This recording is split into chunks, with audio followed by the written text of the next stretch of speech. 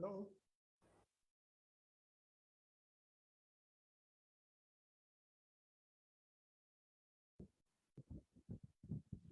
Mojid. Hello, ma'am. Hi, good morning. Oh, good morning, ma'am. I thought my microphone was. I thought my speaker wasn't working. Good morning. Good morning. How are you? Fine. Great. Yes, Ready to rock. ma'am. We are. I tried to reach you yesterday, so your line. Ah, I'm sure you must have slept that time. I was trying to get something from Strictly Speaking okay. as part of the report. So I called Bookie. Bookie too did not pick. Ah, So okay.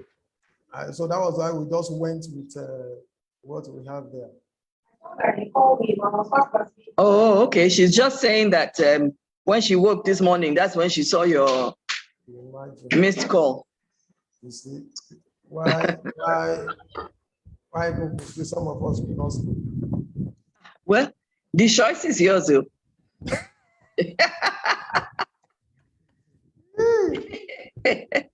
Abi? Because I didn't want to get that fire. So I wanted to ensure that that story must fly very early this morning. I hope the Oh story, my goodness. I hope we capture it well. If I tell you the truth, that I have not opened it to read it. I have not. But I am sure that it will be. Have you read it? Did you read the story that Mojid?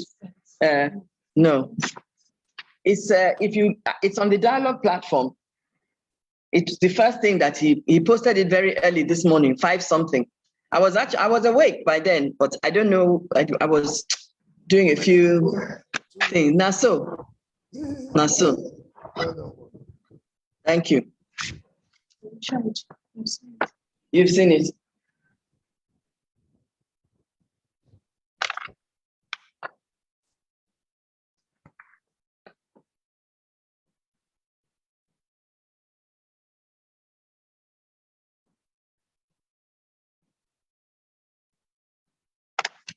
I hope Modinat is standing by to capture some things that will be said that can be used as content to blow and publicize the next program. All of them are going to, all my team members should. All your guys.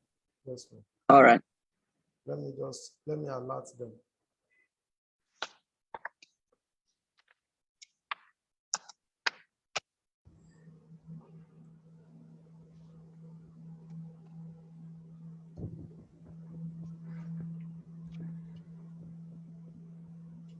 I see you're wearing a black shirt too.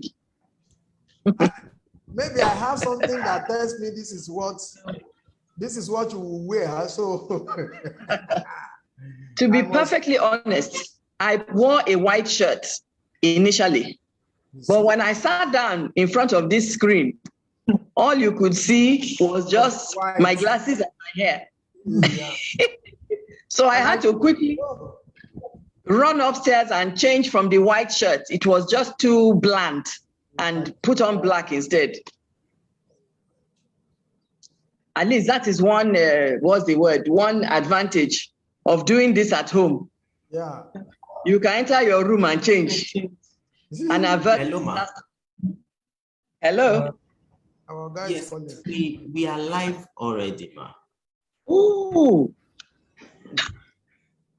Okay. Well, people would have heard the secrets behind wearing the right things with the right background. That's okay.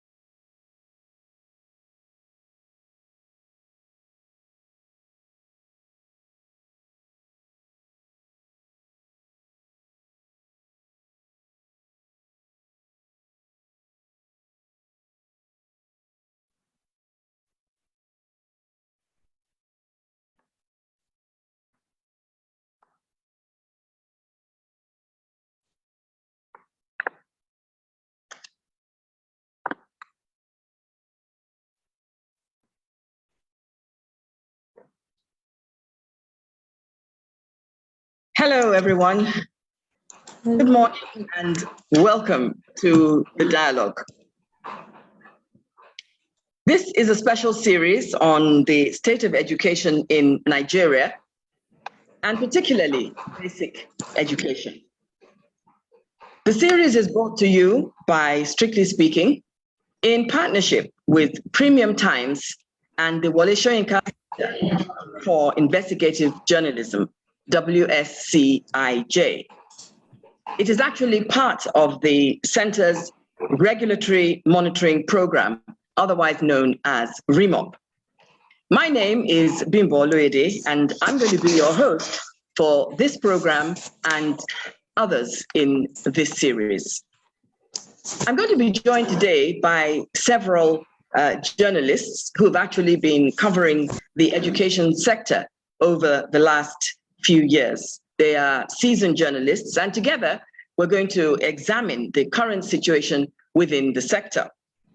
I'll introduce them to you as we go along, but in the meantime, welcome once again. Thanks for being here. First of all, I think it's important for us to put things into perspective, if you like. So let me share some vital information with you, and then I think we'll be able to set the scene for a robust discussion.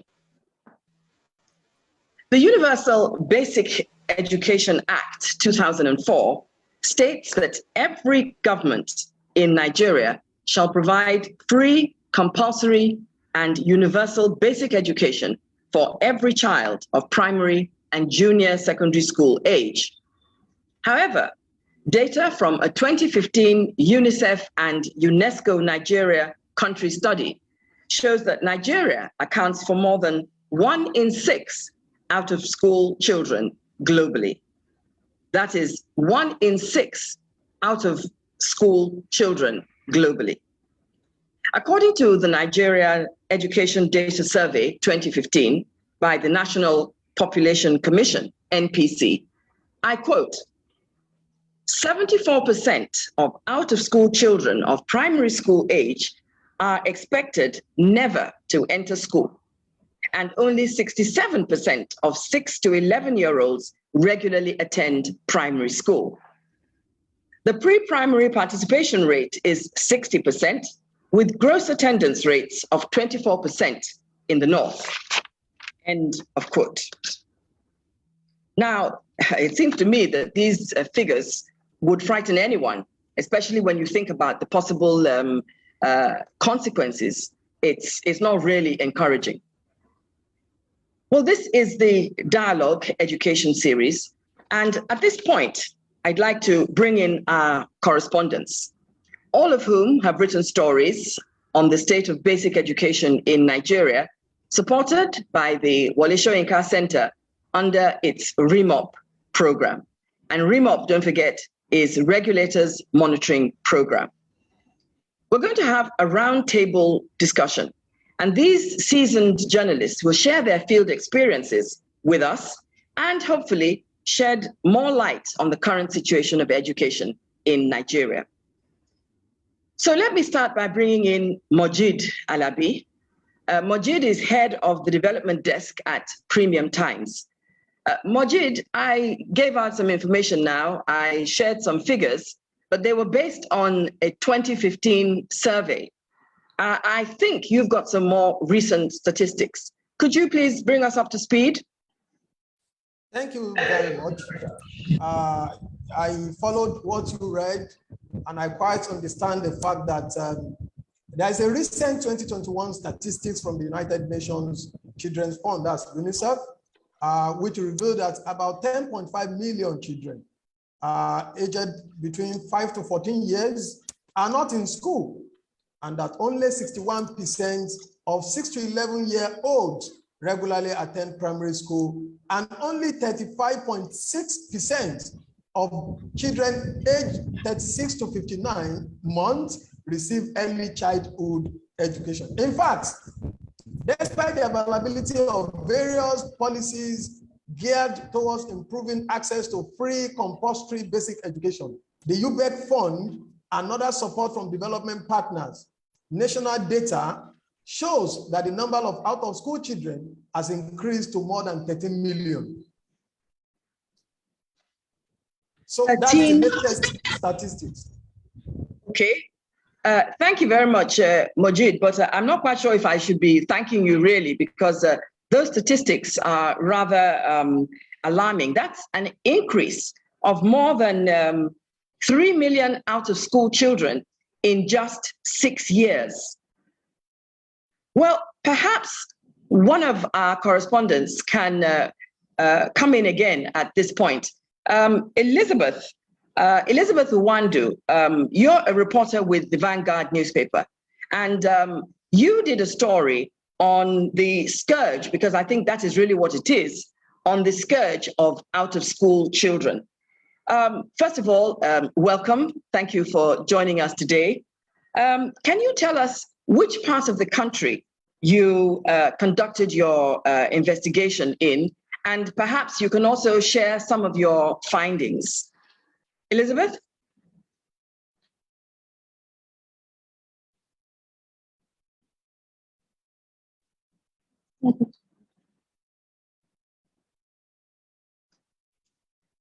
Elizabeth, I think you'll have to unmute yourself. Okay, can you hear me now? Yes, I can. Thank you. Welcome. Okay. Thank you once again for the introduction and for the question. Yes, I did my story at Shoguro, a suburb of Iwaya in Yaba area of Lagos. It's actually a slum.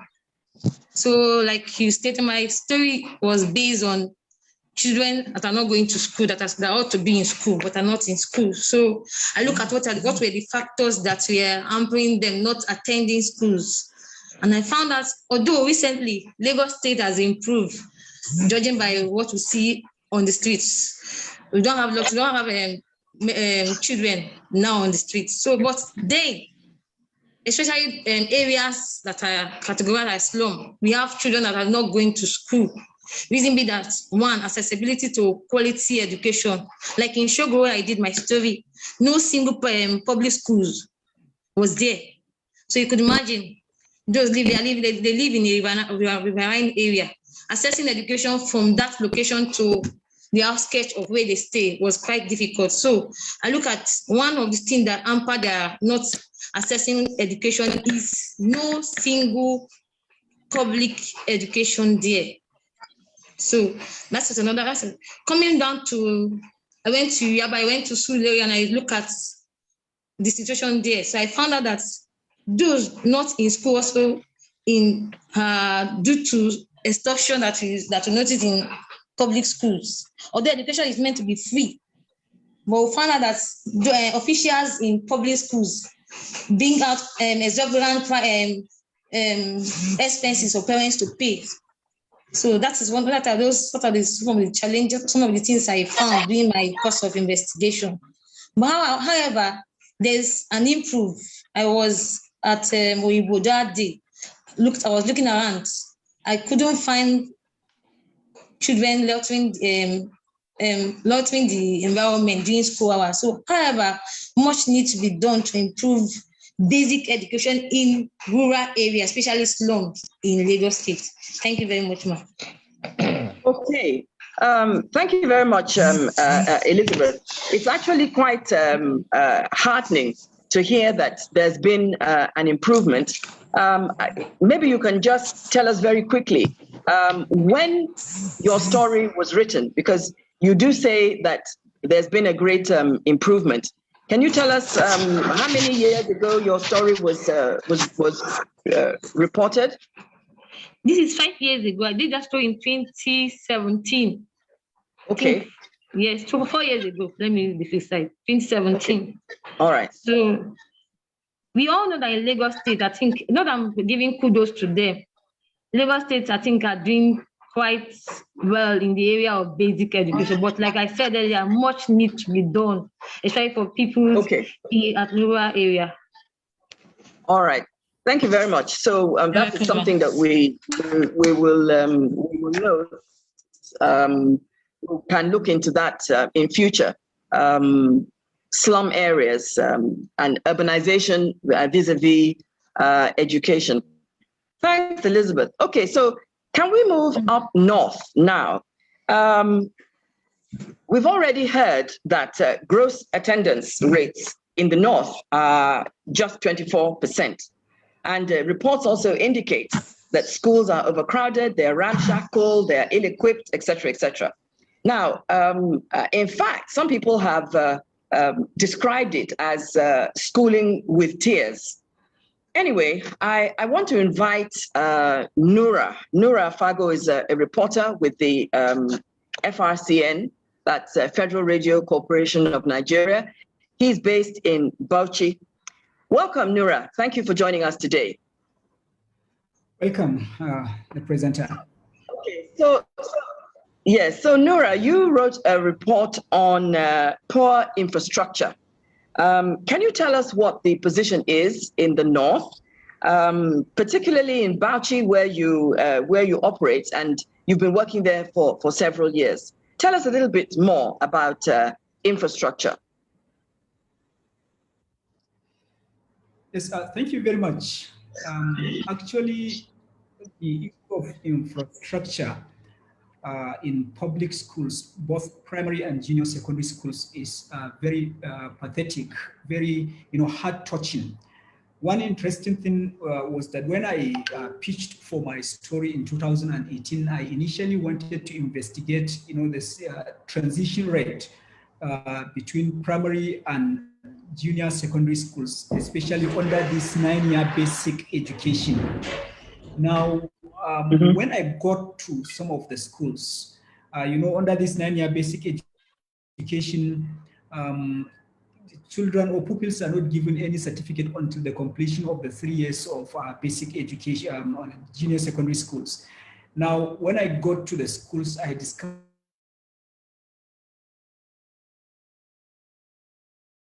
school in the middle of the 80s in my village. We were only 44 in the class, and all of us were sitting on our desks. And then a teacher can come, teach, give classwork, go around the class, check those that have done well, correct those that have not done well, and then give homework. But when I get to some of these schools in the state capital, I discovered that as against our own case where we were only 44, I met classes with 150, and sometimes in some schools even 200, 220, 250 pupils in a class. What is that telling you? There has not been commensurate investment in the education sector to accommodate the exponential growth in population of this country. In one of the schools, I was told that they don't even call roster, or what we call in those days, roll call.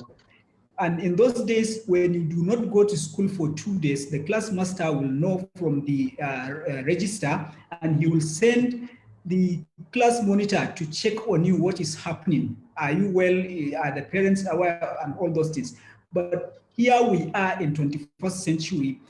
The 45 minutes per lesson earmarked cannot even be enough to call the names of pupils in a class to determine whether they are coming or not. In a class, you would have up to 4 or 5 registers, and if their names are to be called, they will exhaust the entire time allocated for that lesson. Not only is the issue of population a worrisome thing, these kids are sitting on bare floor. I thought it was, I couldn't believe it when I see one of the schools, sharing fence with the State House of Assembly, but they have 180, all of them sitting on bare floor. You cannot even have a space in the class to be able to take the picture of the entire class. The kids were up to the point, the front desk of the teacher. Now, I thought it was a joke. I went around at least, I think like 12 local governments out of the 18 we have in Bauchi State, and the situation is the same, not only in primary schools, but in junior secondary schools. Kids going to class with their prayer mats, with their mats, with anything they can spray on the ground to sit down. Now imagine a junior secondary school student sitting on bare floor writing. How could this person have a very good handwriting, and then tell me the level of concentration of this boy. This is beside the fact that you don't talk of, in our public schools, supply of textbooks, even chalks, even dusters, that's cleaners in today's language, rulers, and even the master copy that the teachers use. I discovered in the course of my investigation that the teachers have to buy it themselves or tax the students to contribute to buy chalks in our public schools. So the situation is very pathetic. I was coming to the office this morning. Apart from this issue of poor infrastructure led us to a very very unhelpful situation where parents have even lost confidence on the education sector. And then there is general lack of discipline in public schools. By 8:30, you will be seeing kids with uniforms of public school going to school, when in our days, by 7:30, the gate of the school will be closed, and anybody who comes anything after 7:30, he will be punished, or he will be flogged, or he will be given a kind of hard labor to do before he's allowed to get into the school.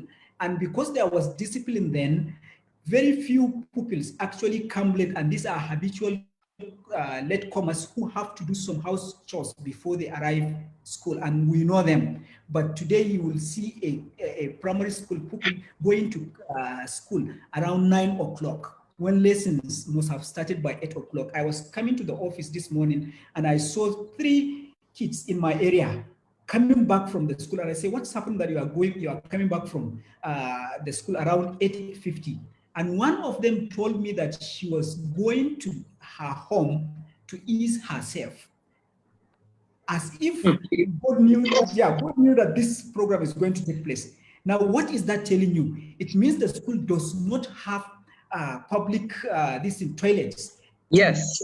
Cater for the need of these kids. And so the pupils are so much in the class that these guys could sneak out of the class without even the knowledge of the teachers, to go to their house to ease themselves. And by the time they arrive home, the mother, who may not necessarily be educated, may ask them to do 1 or 2 things, and that is the end of lesson for that day. All right, Nura.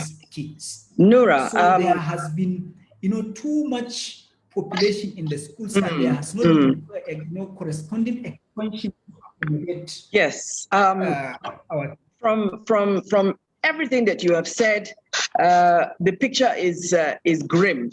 When you were talking about 250 students or pupils in a classroom, I was really thinking to myself, how long would it take, even if there was going to be a roll call, and then you came in and made the same comment? You might actually spend the first 2 periods just calling out the names of these students. Well, thank you for the information that you've shared. I think we can come down to the southwest again. Adenito Akinola, you are also working with the FRC, and you're an editor. And I know that you have been around some schools within the southwest area. Do you have a different story to tell about infrastructure in some of the schools that you've visited in the southwest? Thank you very much, and good morning once again.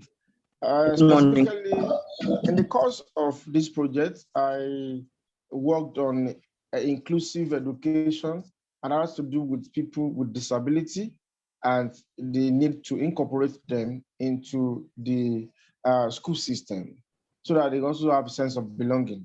And also, in the course of that too, the issue of infrastructure in those schools also came into focus. However, I did not actually visit the existing public school, though we know some of those things happening there, that we still have infrastructure deficit in some of those places. But let me restrict myself to the special schools, which is the focus of my project. I did visit Ekiti State, Osun State, and also Ondo State. And as I speak with you right now, Osun State has 9 special schools. And what they practice in Osun State is called integrated special school system where you put the blind, the deaf, the mentally retarded, all of them, you put them in the schools. That's what they do in Osun State. And Osun State has 9 schools. In Ondo State has 4. And the practice in Ondo State is not the integrated system, it's a separate one. You have school for the blind in Akure, the Ondo State capital, in Ondo State. You have school for the deaf in Akure, you have that for retarded in Okigbo. That's the way it is spread in Ondo State. Then you come to Ekiti State. In Ekiti State, they also practice that of a separate school system. In the school for the blind is located, and the deaf. In Ondo State, rather in Ekiti State is also integrated. It's also integrated because you have school for the blind in Nikere, and you have the deaf also school in that place with them. But now, my last visit, I learned that they have now adopted the separate school system where they have not separated the deaf. Then they have school for physically challenged in Edo Ekiti. So they have Ekiti State has about 3 schools, 3 special schools as we speak. Now, to address the issue of infrastructure, of course, the infrastructure state is still appalling. Let's start from Ondo State. Ondo State has witnessed a relative improvement in the infrastructure. For example, in the school for the blind in Nowo, they have good classrooms, but they do not have comfortable hostels. And but they have good classrooms which have just been recently done by the government. Then apart from that, the other schools for special people also have a facelift, has also witnessed facelift. But that of Ekiti State is pathetic. For example, the school for the blind in Ikere Ekiti, classrooms are used for hostel too. For those people, even when you get to the hostel, the hostel does not have good window. You see net of the hostel, the window blind, the net is torn. A lot of things, and the floor, the school compound is a victim of erosion. In fact, serious erosion has actually washed away the school. So, while I was there a few months ago, I saw the deaf who hold the blind, a young man, a blind man, fell down. So a lot of them, the teachers complained that one of their teachers, Mr. Bola, complained that they easily fall down while trying to navigate their way in the school because of the nature of the compound that has been washed away by erosion. So that of Ikere Ekiti is quite severe. It does not suggest an environment that could provide education for people who have sight impairment of that nation. The Osun State also has not done significantly well in the area of infrastructure. For example, the school for the blind in Osogbo, which also accommodate those who are deaf and other people who have physical challenge. That one too. In fact, that one is even serious that there is issue of security because it's not fenced. It has a secondary school unit and the primary school wing side by side, but it's not fenced at all. And they have only one old man who provides security for the entire compound. And apart from that, the hostel is not inadequate. And if you look at the distance of this toilet of the school to the so-called hostel, it's about 50 to 70 meters. So for a man who has facial impairment or sight impairment, I want to go to the toilet at night, and that's going to be serious for him to trek from that location, trekking almost 70 meters to access a toilet. And also the compound, like I said, also has the issue of erosion. Most of the places have been washed away. So you have to, in fact, for somebody who is physically fit, it has to take you careful. You have to be very careful to navigate the school. So the state of infrastructure has not been done. But the irony in that Osun State is that the immediate past administration built what they call mega school. 11 schools were built with teachers about 1.4 billion naira, occupying 3,000 classrooms. Occupying 3,000 students each. And out of it, none of the 9 schools for special people benefited from these lagis, these so-called lagis. And that is quite pathetic. And Osun State is one place where huge, humongous amount of money have been spent, in the last 6 years to uplift the state of infrastructure in the school. But that the school for special people, which I visited, did not benefit in any of those funds. So this is the situation of infrastructure in school for special people across Ekiti, Ondo, and Osun State. Hello?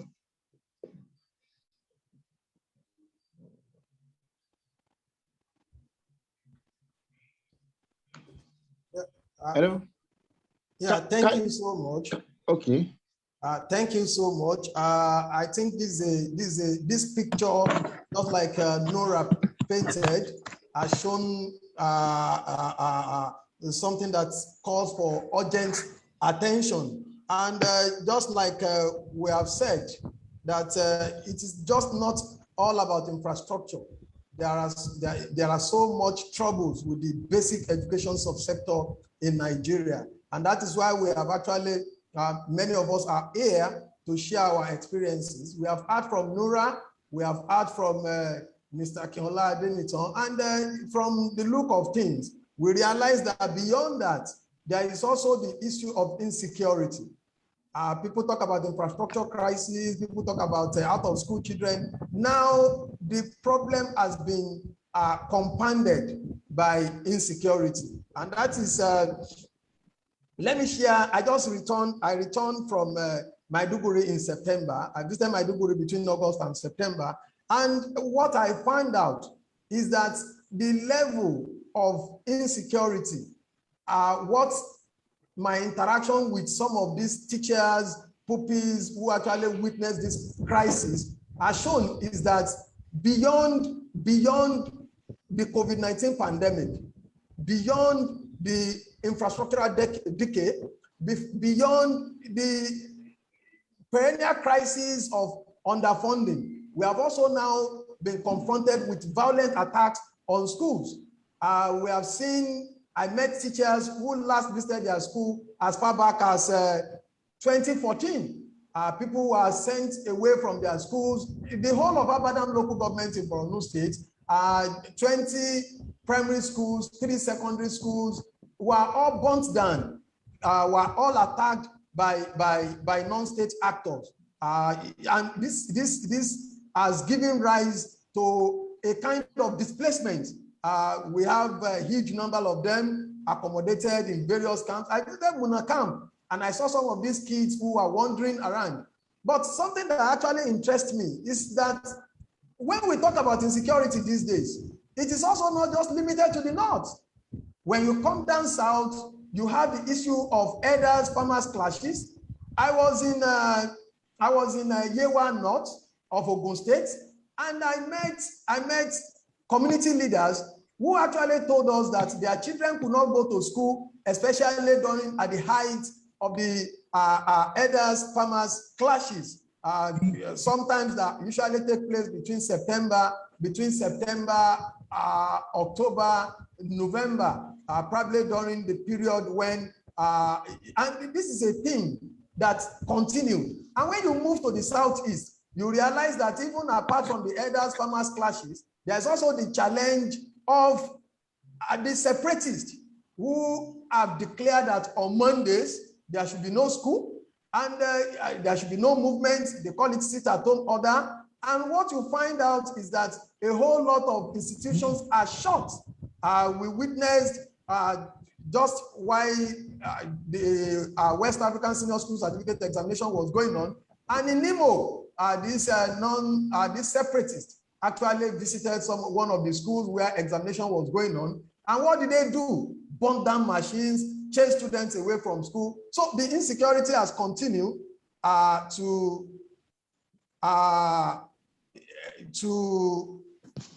create some kind of a very serious problem for us. And I believe that until we are able to address some of these issues, because by the time you talk about insecurity, people think that they're just talking about non-state actors in the northeast. They're talking about bandits in the northwest, in Zamfara, in Kaduna, in Katsina. No, it has also reached the south, where individuals, many people could not go to school simply because they are violently attacked.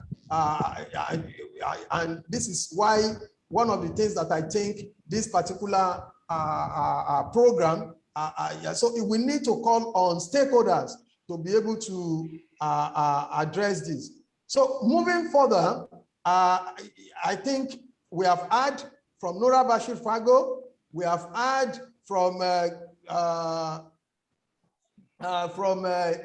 Adeniton, now it is important for us to hear from a crime editor with New Telegraph newspaper, that's Juliana Francis, whose work actually focused on the insecurity in the basic education system. So may I please, can we have Juliana Francis to share our own experiences from the field with us? So thank you, Majid. Although you've already said everything there is to say. So when Bimbo was talking, she said education reporters. I'm not education reporter. I'm a crime reporter. I'm interested in issues that have to do with conflict and how it affects girl, child, and the women and other children. So although I have said almost everything I wanted to say, but I still need to mention some few things. When people talk about insecurity in schools, we naturally start thinking about the North, and it's not so. Not only that, when people talk about insecurity in school, people start thinking about armed conflict. It's beyond that. When we talk about insecurity in school, we are talking about kidnapping. And kidnapping is different from mass abductions, which we have seen in the North. In the West right now, we are having cases of children, school children being kidnapped. That is insecurity. Then let's not forget court clashes. You can't even talk about court clashes in North. It's here with us, Southeast, Southwest. Then let's not forget about rape. The children are supposed to be in school. Teachers, they are being raped by their teachers. People that are supposed to be their protectors. Of course, so many people have come to argue. I've attended so many securities fora where they will tell you that the things that are happening in the schools these days, the insecurities that are happening in schools are a reflection of the insecurity in the whole of Nigeria. But the truth is this. Hello? Go ahead. Yeah. Go ahead. But the truth is this, that this insecurity is a violation of the rights of the child to education. And this is paramount to me as far as I'm concerned. Yes, the story I did was just a few months ago, and we touched on Zamfara, Kaduna, and Niger states. Basically, I focus on insecurity there and the effects it had. When students were abducted, what happens? We have cases of out-of-school children. Of course, naturally, as a father, as a mother, would you like your child to go back to a school where the government cannot guarantee their safety? No, nobody will want that, because it's the right of the cardinal principle of the government is their jurisdiction to protect these children and to protect the teachers. So when there is insecurity in school, students start staying at home, teachers start staying at home. Both, whether in the North, look at what is happening in the Southeast, where I'm from right now. Schools are no more going on there, and it breaks my heart that such things are happening. Because for long, we'll be having issues in our place in the East, where the people basically are so focused on sending the male child to go and learn trade, and the girl child, right now, they're beginning to come out of that belief that a girl child is to be domesticated and prepared for marriage. In my village, it's very rampant. But now we are beginning to come out of, and this thing is happening, so it breaks my heart. It affects enrollment when there are things like this. Some of the people that we spoke with, some of the parents that we spoke with in this northern part, in these schools, they said, and I remember one of the fathers saying that he was already preparing his daughter to marry. And one of the abducted girls from, girls' secondary school, the girl was just saying that there was nothing that would make her to return to that school, that she was ready and she was prepared to get married. Now, it has equally led to migration. So many people are not returning to schools that where they experience abductions from. They are migrating to other schools, maybe in what they perceive as city in quotes. But how many parents can afford or have the opportunity or the luxury to relocate their children to another school? That is what we should be looking at. So it's a holistic issue that needs to be tackled holistically. And this insecurity in schools is crippling our education. It's affecting parents, it's affecting the teachers, it's affecting the students. You know, I remember one of the students that we spoke with, he said whenever he sees the school, he will remember the trauma, how they were kidnapped, that the nightmare, it keeps coming back to him. So of course that's become an issue, you know. So many people So that are now out of school. in other words, Juliana, Yes, ma'am. there are many shades to insecurity. We can't just look at it from one angle alone, because you brought up migration, you brought up Definitely. issues. Yes. Yeah. Definitely. It's not even. There was one of the. Is it Nura? Nura spoke about school congestion. Though I didn't get the part of the state he was talking about. But the state we went to, Niger State, Zamfara State, and Kaduna, they are moving. They are moving from the schools where they experience abduction to other schools. Naturally, logically, you know that since they are moving, we are going to have more students in classes in those schools, isn't it? Yes, absolutely. Absolutely. So we are going to have conjunction, and Mojid might be able to help.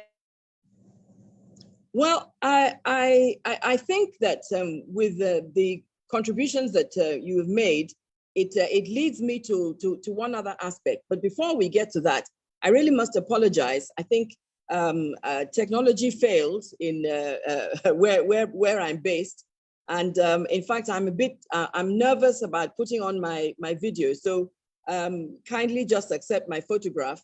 And let me also thank Majid for skillfully taking over when I had a problem. Okay, so we've heard about the insecurity. We've heard about the movement of students from one school to another. And really all of this, or part of this, means parents are going to be subjected to a whole lot of expenses that they probably had not imagined, previously. Well, I mean, education is supposed to be free, but I'm not quite sure how free it really is. Now, one of our correspondents, Sharon Ijason. Sharon is a education and labor correspondent with TVC News, and I believe you did a story on funding. I think you delved into the connection between funding and education. And if my memory serves me well, I believe the Ekiti State governor has actually urged the federal government to remove counterpart funding as part of basic requirements for states to have access to federal government funding. Perhaps we should first of all consider, Sharon, if those states who have access to the UBEC funds actually make proper use of them. I mean, what's your opinion? What do you think, Sharon? Good morning, Mom. Good morning, everyone. Good morning. Welcome. I remember very clearly that the story I did on matching grant funds on UBEC, you were my mentor on that. Thank you so much for that process. Very quickly reacting to your question about the suggestion by the Ekiti State governor that matching grants should be eliminated. I think that is not right, because looking at the current statistics that have right now, about 41 billion naira matching grant has remained unaccessed by the 36 states, including the Federal Capital Territory. So this is to tell you that most state governments are not paying attention to basic education. And listening to what my other colleagues have said, especially in some region in the country, you would see that enrollment has increased despite the fact that we still have lots of out-of-school children in the country. You'll see that facilities has been stretched, and there's still that need for facilities to be upgraded to accommodate the number of students that are actually going to school. So if most of the states in the country are yet to access matching grants of year 2020, year 2019, year 2018, it brings to question what the state actually has been doing to ensure that education is being improved in the states. For example, again this morning, the Chairman House Committee on Basic Education and Services, Professor Julius, stated that it's high time that UBEC starts to name and shame state governments that refuse to present their counterparts funding for the release of funds by the Commission. And from statistics, Lagos and Gombe are the only states that have shown examples in terms of ensuring that projects are carried out and implemented. This is not to say that they are perfect. I mean, I live in Lagos. The story that I did was based in Lagos. Is to tell you that even for the states that are actually performing well on paper, it shows that it's still not a perfect situation. If you look deeper, of course, there'll be more that will be revealed. And it shows that as journalists also, we have to also do more work in terms of exposing what we find funny in the sector that we find ourselves in. If you see something, you say something. And of course, if the government is serious about education, they'll put the money where their mouth is. So apart from the suggestion by the Professor Julius stating that it's high time states should start being named and shamed, and also Gombe and Lagos being top in terms of matching counterpart funding. If Ekiti State says they want counterpart funding removed, it means that it's a state like Lagos or Gombe that should be making such requests because they've lived up to expectations a bit. And so also looking at, okay, let me listen. Yes, thank you. Thank you very much, Sharon. Well, from what you've said and the information that is coming across, I guess we should give kudos to Lagos and Gombe states and hope that other states will follow suit. Well, let me just remind everybody that this is the Dialogue, a series on the state of education and particularly basic education in Nigeria. And this program is brought to you by Strictly Speaking, Premium Times and the Wole Soyinka Center for Investigative Journalism under its Regulators Monitoring Program, otherwise known as REMO. All right, perhaps Nura may very quickly say one or two things about funding of education in the North. I don't think that you wrote a story specifically about that, but with all the information that you gave us earlier, I'm sure that you must have been able to get a little bit of an impression about how funds are being spent in the North. So if briefly you can come in there, I'd be grateful. Yes, thank you for funding us, rightly observed by the immediate post contributor. The states, and in particular the Bauchi I know, relies heavily on that matching grant. And in a year, the states may be lucky to be having almost ₦1 billion, 800 million, 900 million, depending on the amount UBEC has. Now, put that into perspective. A classroom of 2 blocks and an office costs somewhere around 8 million naira. Now, if a state gets like 800 million naira, at the end of the day, that will only serve for like 100 classes. 100 classes I can tell you that within the state capital in public primary schools alone, you need more than 100 classes to accommodate the increasing number of pupils. Now, when I did my investigation, there was actually part of it that talked about funding. I came to realize that apart from that money that the state gives its 50%, and then the UBEC also gives 50%, and then that money is used for construction mostly of additional structures in schools. No money is actually being spent by either the local governments or the state governments on the basic education. I did my investigation in 2018, and from 2017, I think 16, around 2016, 15, 16, 17, not a single money was released by the state government for basic education, because I got copies of the state's budget for these 3 years, and the same figures continue to be replicated all through the years. And if you look at the release, it is all through zero. So, and then that money that is being gotten from UBEC is basically used in, construction. This is where the politicians, try to appease those who might have worked for them in the course of their electioneering campaign by awarding them contracts, and the substandard nature of the contracts being executed. So that is why, no enough classrooms, no sitting facilities in the classrooms.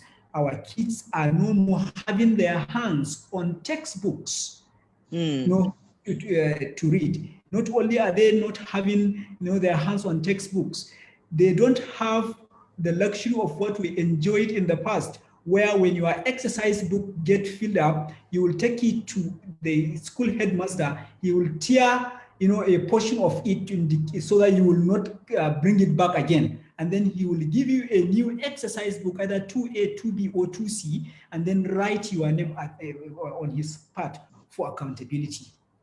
So the education sector, the basic education sector, is totally not being funded. Even those that are accessing the money, that money in itself is grossly inadequate, let alone using it, to appease, political allies and cronies who might have worked for you through a lot of contracts. Yes. Nura, thank you. Thank you very much. It is quite disheartening to hear that 2015, 2016, 2017, as evidenced by the budget reports that you were able to get hold of, that money actually was not made available for basic education during those years. And that really brings me, and we're running out of time now, but it brings me to a phenomenon that seems to have developed, especially down south, which is low-cost education. I don't know whether, Elizabeth, when you did your story and you went to that slum area and you mentioned that there were no public schools, I don't know if you observed if there were any low-cost schools or educational facilities that were available as a kind of substitute. This is something actually that we will go into as the series evolves. But let me just hear quickly from Elizabeth. Did you notice any low-cost facilities? Yes, ma'am. Like I mentioned in that story, 3 low-cost schools were established there about 10 years ago before that story. So, however, being set up, but despite that, children don't go to school. Reason is that they are being charged, since those schools are being self-funded. Children there has to pay 100 naira then, that is 2070. I don't know how much they are paying now to attend schools there. So I found out that despite those schools being there, because those people are majorly fishermen and their income are relatively low, this affects their children going to schools there. So yes, that's what I wanted to say earlier, is that Lagos State is doing something in the outskirts, that is in the city, but there have to be a shift of focus in these rural areas, especially slums in Lagos, not only in Shogoro, also in Makoko. I went there last week. I don't know why I saw this video that went online where some children are reciting national anthem inside the water. So I had to go there. Water. Yes, I had to go there to do some investigation. The same issue, no public school was in that Makoko. That place was an orphan home, not even a school that was catering for the needs of those children there. So there are some schools that are trying to bridge the gap in assessing business, but fundamentally assessing it there is also a problem to pay for their school tuition fee. Let me use that word, ma. Thank you. All right, thank you very much. Well, we have almost come to the end of this particular episode, but I want to quickly quote from The Guardian. They published a report on the 1st of October, just a few weeks ago, and it actually identified these issues that we've been talking about as plaguing basic education in Nigeria: insecurity, kidnapping, underfunding, inadequate infrastructure, and so on and so forth. Even they mentioned inadequate staffing of public schools and poor teacher welfare. So, ladies and gentlemen, we've been talking for about almost 45, 50 minutes. And I think we've set the scene for what this series is actually going to do. It is our intention that over the next few weeks, we're going to invite various stakeholders to be part of the program. We will ask them questions. We want to find out really what the situation is regarding some of these aspects that have been highlighted in this program. But then, you are the experts in the field. Where do you think we should start? What topic do you think is probably the hottest topic? Let me put it that way. What should we start investigating? At least for the next maybe couple of episodes. What's your suggestion? Majid, shall I start with you? Thank you very much. Just like we have said, education is the fulcrum for national development. Every single aspect of education is quite important. Whether you talk about infrastructure, you talk about insecurity, you talk about out of school children, you talk about poor teacher ratio, pupil teacher ratio, whether you talk about everything around the education system. The only challenge that I have is that while we are battling, while there could be alternative to infrastructure, people could afford to sit on the bare floor, they could afford to use under the trees. But what do you do in an atmosphere of crisis, when violence is always everywhere, when people are surrounded, when schools are enveloped by violence? We have spoken about it. Teachers, just between 2009 and 2020, we had in the Northeast alone, UNICEF said about 2,925 teachers were killed. So we are not talking about the number of children killed. In 2021 alone. I understand where you're coming from and where you're going to, Majid. So I will advise that we discuss how this insecurity could be tackled and what are those issues that all right. That's your opinion. Nura, what do you say? What would you advise that we look into in detail next week? Yes, actually, I would like the center to focus on quality of teachers in public schools. Reason being that, employment of recent has become Nigerian factor has got into employment opportunities in this country, where the higher the number of people the bigger your chances of securing employment. So initially, teaching was seen as an all-commerce affair. It is only when you don't have anything to do that you will be asked to go for at least teaching. But even teaching now, it has become something very hard to come by. Now, whenever there is any opportunity for employment of teachers in our schools, you see that it is the sons and daughters and wives of the society that will get those offers. And when they get into the school, they don't normally go, because even where the principal or the headmaster talk to them, they will talk to their masters, and at the end of the day, that principal or the headmaster will get himself posted to in a very difficult terrain. He will be punished for that. So there has been very low quality teachers in our schools.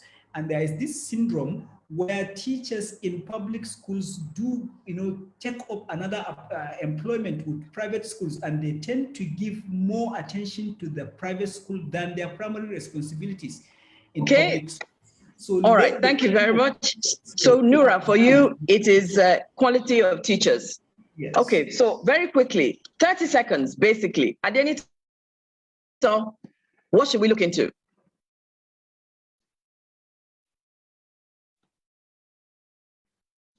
Adenito, are you there?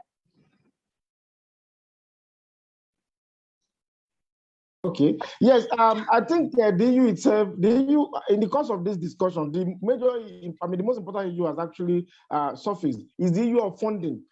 From Sharon analysis, if you have a problem of not assessing UBEC fund for 2016, 17, 18, 19, 20, it's important that we put this thing on the front burner. Because, like Anna said, economy is the super structure for whichever structures are erected. When funding is the key to every other issue that we have analyzed, either security, everything. Ask the governor, what's the problem? He say inadequate funding. Now we are talking about available funds somewhere. Somebody has not assessed it. So let's look at what exactly is wrong, how to fund basic education in Nigeria. All right, thank you very much, Adenito. Sharon, do you agree? Is it funding you're interested in? Yes, funding important, and there should be this drive to ensure that we have more children in school. The number of out-of-school children have increased, and there's this habit of parents not wanting their children to go to public schools, and they cannot afford the private schools. So what they do is that they house these children at home. So you might not find them on the street, but I can tell you that they are at home under the watch of their parents. Thank you. All right, Elizabeth, let's hear from you. What do you think? Mine will be on the issue of bringing to standard these low-income schools that try to bridge the gap in quality, assessing quality education. We seem to have. How do we? Hello, can you hear me? Hello, ma. Can you hear me? How do we raise the bar? Hello. Hello. Yes. Hello, ma. Yes, I can hear you now. Yeah. Looking at the stories I've hear done, you now. My suggestion would be looking at how to raise the standard of low-income schools in rural area, how to make them to be at par with their counterpart outside their locality, because they are doing major work to make education accessible to pupils and children there. How do you make their product quality and accessible? That's to be my focus. Low-income schools. You say you would like us to. Thank you. Okay. All right, thank you. Thank you. We've run out of time. Juliana, what's your opinion? What do you think we should be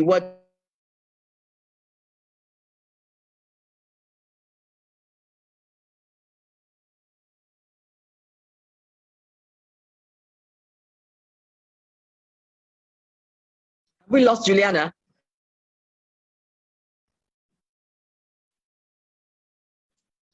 Okay.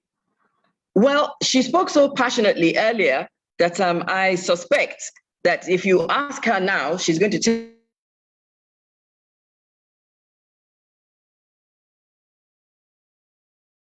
We have two people talking about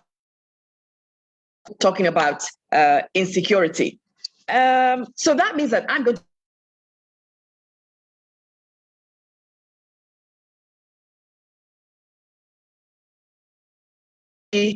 my decision will hold, and I'm going for insecurity.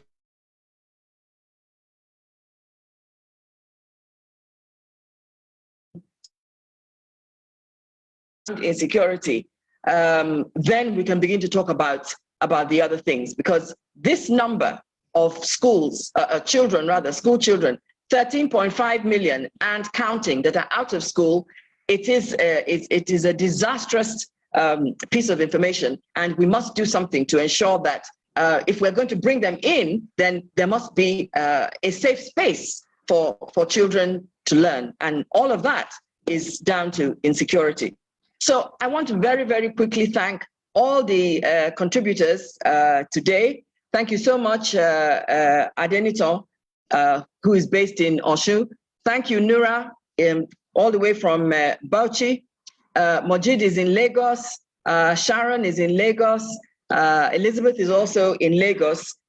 Juliana is in Lagos. Well, I say Mojid is in Lagos, but I know that he's generally at large. But thank you all, ladies and gentlemen, for being part of the dialogue. We look forward to another episode next week. And as I've said, we're bringing in stakeholders. We're going to do some more digging. We're going to get more information, and the dialogue continues next time. My name is Bimbo Oluede. Thank you very much for joining us. Bye. Thank you and goodbye. Bye too. Bye.